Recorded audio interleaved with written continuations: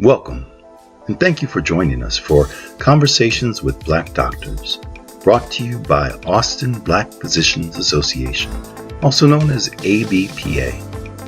The mission of the Austin Black Physician Association is to improve health disparities within our community and to inspire and nurture the next generation of Black doctors. The purpose of these conversations is to provide health information from trusted voices in the Austin area. We want everyone in our community to have the knowledge to care for themselves in the best ways possible. If you are interested in learning more or collaborating with ABPA, please visit austinbpa.com to connect with us. That's austinbpa.com. Please enjoy and feel free to share this episode.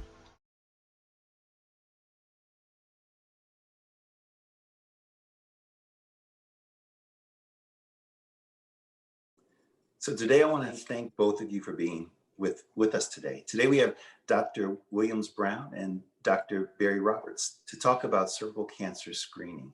Thank you both for being here today. And let me start with you, Dr. Williams-Brown. Would you just let people know who you are, what you do? Great. Thank you, Dr. Hutchinson. This has been an excellent opportunity. So my name is Yvette Williams-Brown. I'm a gynecologic oncologist, and so I specialize in cancers of the female reproductive tract. So that would be cancers involving organs such as the uterus, cervix, ovaries, fallopian tube, vagina, vulva. So usually any type of cancers that can occur in a female from the waist down. Perfect. And Dr. Barry Roberts, let us hear about you. Sure. I'm Dr. Crystal Barry Roberts. I'm an OBGYN or obstetrics and gynecology doc with Austin Regional Clinic, and delighted to be here with my colleague Yvette, and looking forward to our conversation. Perfect. So cancer screening is so important, and we've seen over this last year just how important it is to take care of ourselves. We also know with COVID that a lot of people put off some of those routine things. Dr. Roberts, Barry Roberts, would you start by telling people what do you tell your patients about why they should get cervical cancer screening? Right. I think just having the patients understand that their vaginal health, cervical health, that it's important. And for a lot of women, the last time maybe they had a pap smear done was when they gave birth to their last child 15 years ago or 10 years ago. And sometimes women's health and their well-being gets kind of summarized as far as how well did they do labor and childbearing. But even during that time, but more importantly after that, it's kind of the basic way to make sure that there's not something silently happening that is oftentimes preventable, treatable, or at least can be handled in a way to reduce long-term risks, from abnormal cells on the cervix. So I try and help them see the bigger picture and how it fits into their overall health. Perfect. And maybe I need to back up a little bit. Dr. Williams-Brown, can you explain what cervical cancer screening is? What actually happens to women? Yes. So with cervical cancer screening, what the clinician is doing one of two things. So one, they'll be either collecting a sample of cells that are in the cervix and coming from the vagina with like a brush or some other type of collecting device. It's usually not very painful. And then another way to test for cervical cancer or to screen for cervical cancer is to look for the most common cause of cervical cancer, which is HPV. And that can also be collected in the same manner that a pap smear or pap test can be collected, or it can be collected through swabs in some ways, similar to how some people would even insert, say, like a tampon, but it's usually not a very common way of being screened, but there are different ways to actually collect HPV. Perfect. Now, my specialty is adolescent medicine. I take care of young people and young women up to 25. And the recommendations changed. When I started, it was 21, and now it's older. Can you talk about the young and the old? What ages should they start, and what age do you stop, or do you ever stop? Okay, Was that for me? I just wanted to Yes. clarify. Okay, great, thanks.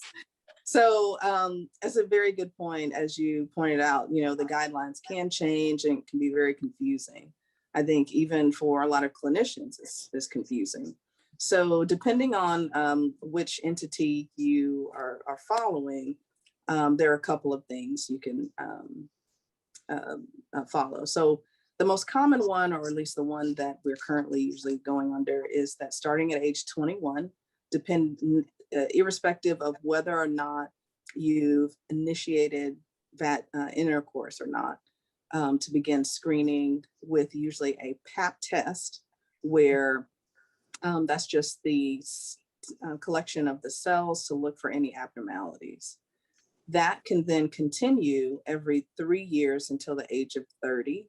And then at age 30, then there's the option of then continuing, which is collecting those abnormal cells every 3 years, or collecting cells looking for abnormal cells every 3 years, or adding the HPV test, which is looking for that HPV virus, starting at age 30. And you can then extend the timing or the interval of screening to 5 years, because it's a much more sensitive test to look for the actual cause of cervical cancer. But most people then can discontinue Pap screening at age 65. But the caveat here, and this is very important, only if you've had adequate screening for the last 10 years is it possible to stop screening for cervical cancer at 65. So many times people are confused by that, as if it's a hard stop at 65 where you just stop getting Pap tests. But I've had so many people who have been diagnosed with cervical cancer after the age of 65 because people, their healthcare provider said, oh, you're 65, you don't need Pap tests anymore. But if you've only had one test when you were childbearing age, as Dr. Barry Roberts said, or a couple, whenever you had your child in your 30s, 20s or 30s, that's not considered adequate screening. So these types of cancers can develop over 10 to 15 years once you've been exposed to the common cause, which is HPV. And so a person may not even be sexually active and can still actually have cervical cancer, even though they may not have any type of sexual contact in 10, 15, 20 years. Perfect. Dr. Barry Roberts, as you add on to any thoughts about the age, can you also add on to how you approach different patients at different ages when you give this recommendation? Sure. I think dispelling the belief that when you see it, especially just doing gynecology, dispelling the belief when I have patients come in, maybe the primary goal is to talk about their irregular periods or painful periods, and they're 16, 18, 19, and they come to that visit often with the fear that I'm going to talk about the Pap smear, or at least do it that day. And so they're oftentimes in the exam room very anxiously waiting because they just know Pap smear is going to happen, it's going to happen. So I see that misinformation out there among my younger patients. And so I think putting their mind at ease that we do start to have the conversation about when cervical cancer screening is appropriate, and educating them, and oftentimes their mother or caregiver on that start age of 21, pretty much across the board, with few exceptions, especially with it not being based on whether they're sexually active at that time or not. And so I try and approach those patients with a level of understanding before I walk in the room, and immediately trying to put their minds at ease.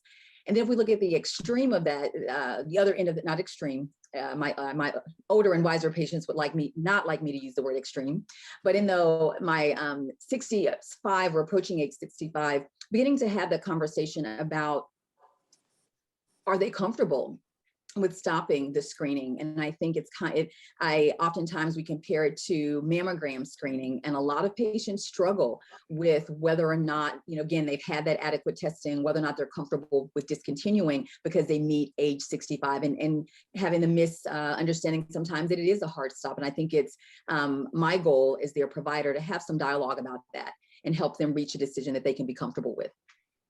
Great. Thank you both so much for those answers. Let me shift a little bit to, because you're screening, it means sometimes you're going to get positive results. Sometimes you're going to actually find cancer. Can you share, and we'll start with you, Dr. Barry Roberts, how do you share the news? How do you explain to a patient when you found something that either needs to be retested or that is serious? What's your approach to the patient who doesn't have a normal screen? Sure. I think first and foremost that I make it a priority to have a direct conversation with that patient. That is information that the patient should receive from me. Depending on my relationship with that patient, how long she's been a patient of mine. Sometimes it's something that I feel comfortable we can have a phone conversation about. For someone who I may not be as familiar with or as long-term GYN care provider for them, I may bring them back into the office. And then we do have telemed being used more often these days since COVID. And so I use those avenues either way to have a very personal conversation and begin to talk to them about the screening result. It is not diagnostic, but it does raise a suspicion enough that we do need to do something more to obtain tissue, a concrete diagnosis, and begin to talk her through what that process may look like.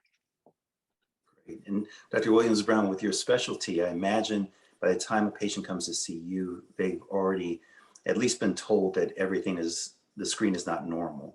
But can you share your approach for patients? Either you're the first one telling them or you are the specialist that they've been sent to?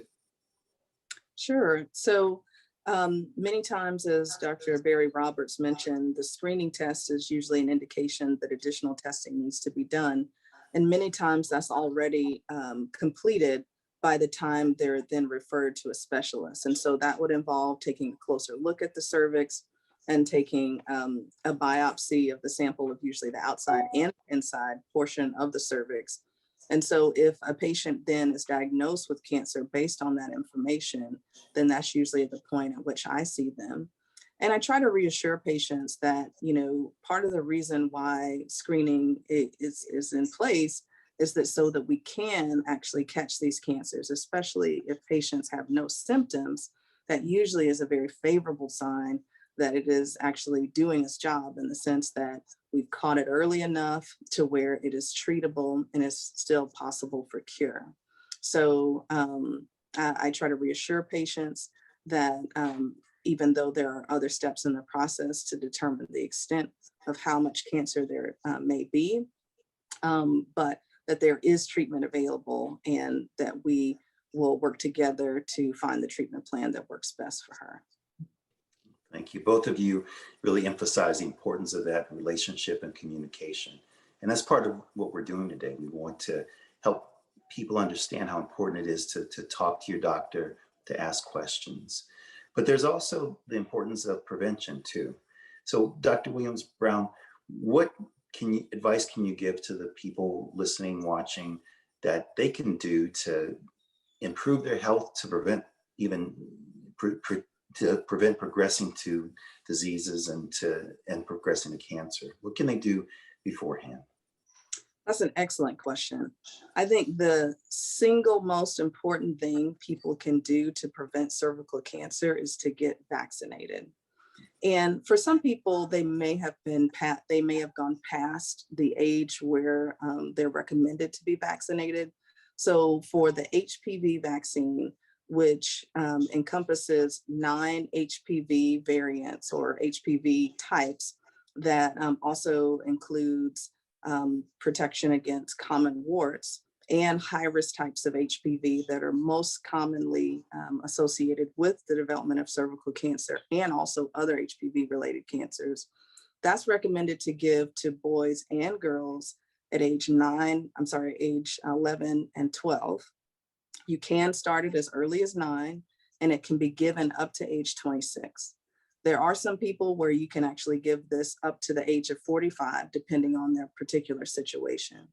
But that has been one of the single most important things in terms of helping to prevent these cancers. For secondary prevention, of course, there still is screening in the form of the Pap test, as mentioned before, as well as doing HPV testing. And depending on the age of the person, and also the results of their prior screening, would then determine the frequency of how often those need to be done. But for sure, definitely the takeaway for anybody who can still get vaccinated, definitely get the HPV vaccine.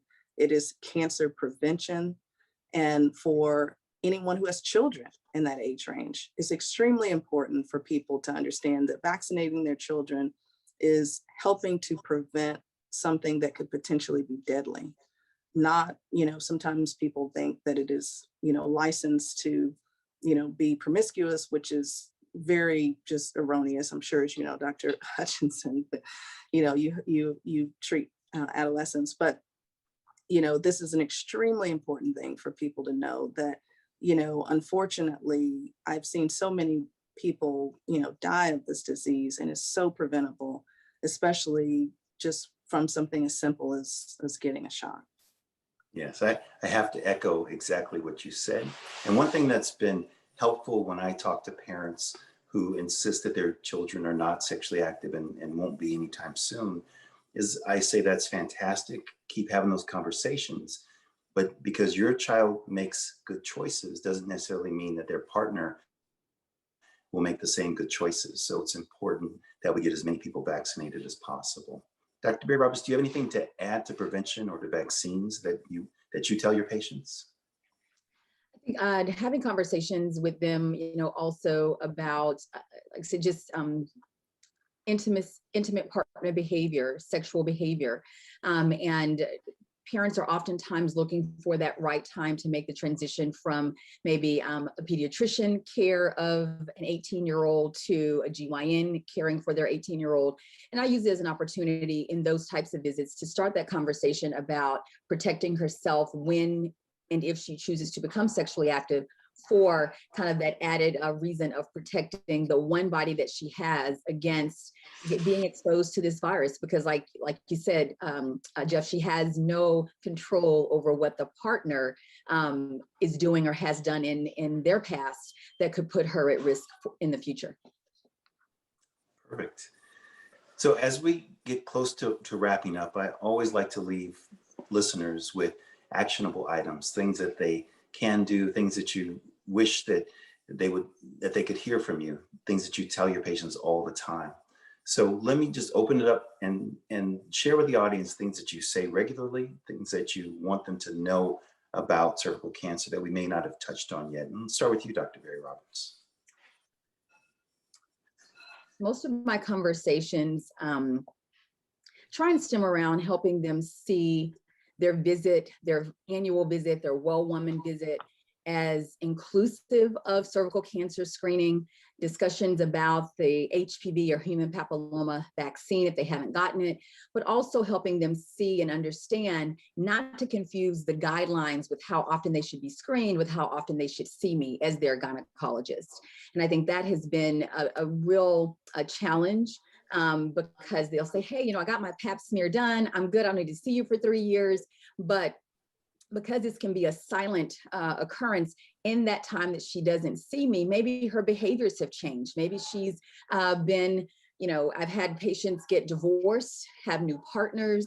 I've had, change relationships. And with that comes potential exposure for a strain of HPV that they didn't have the last time they saw me and I did screening for them. The idea is that, yes, we will capture them as long as they're being consistent in that every 3 to 5 year screening recommendation, but it gives an opportunity to identify some things that may be increasing their risk. And that is part of that yearly well woman annual visit. And not to mention the exam and other things that I can find potentially that will make for just overall adequately addressing her health, full body. Good. So I can't emphasize that enough. Women should be seen by their gynecologists or primary care doctor at least every year. So great point. Dr. Williams-Brown, what would you add to the conversation that we haven't discussed yet? I would just add that women should be aware of any changes in terms of their health of their body, particularly any abnormal bleeding. So specifically, that would be bleeding in between any regular periods. And for some women, they may have irregular periods. And if that is the case, that is definitely something they should be talking to their healthcare provider about. For other people, if they have bleeding outside of times they would expect it, such as during intercourse or when urinating. And also anytime a woman has already gone through menopause and they experience any type of bleeding, it doesn't really matter whether it seems like it's on time or not, or having a regular pattern, that is always a reason to seek consultation from a healthcare provider, because any bleeding after you've stopped having regular periods is definitely a red flag that something is happening that is not normal. Sometimes it doesn't always mean cancer, but it definitely is a sign that something needs to be checked out. Great. So if I were to summarize that, I'd say listen to your body. You have to really Absolutely. pay attention to any changes. Good. So there's some women, and we have to be real, there's some women who don't have access to healthcare very easily. And we often will go to trusted sources to get information. Do you two have any sources that you recommend women can start with, possibly before they go see their doctor, and ones that they should absolutely stay away from before they see someone? Well, I would just like to say that, and when it comes to cervical cancer screening, especially here in Texas and in other places as well, there are programs that are available for women who may not have insurance or who are underinsured to at least obtain sort of basic screening when it comes to things like cervical cancer. And for people who have a diagnosis of cervical cancer, they may also have access to treatment, whether that is surgery or whether that is something more extensive like radiation or chemotherapy through a Medicaid program. So there are resources available for patients who may not have, traditional private insurance. And Dr. Barry Roberts, do you have any resources you'd like to recommend?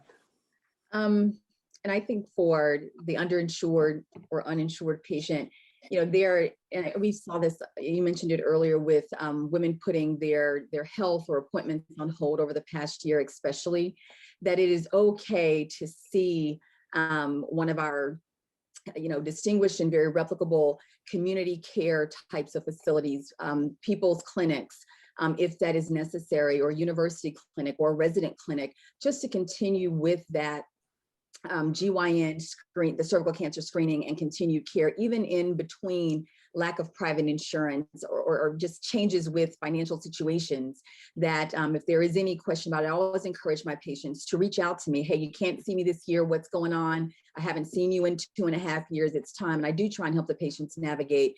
I don't have a particular website or anything in my mind at the moment to direct them to, but I think there are enough, qualified service centers out there in clinics that skipping years at a time just should not be happening, and ask the questions and seek out an opportunity to have your needs met. Perfect. I want to thank you both so very much. Dr. Williams-Brown, Dr. Barry Roberts, you've been fantastic. And I'm sure that all those listening will appreciate it. And again, thank you both very much. Thank you. Thank you so much.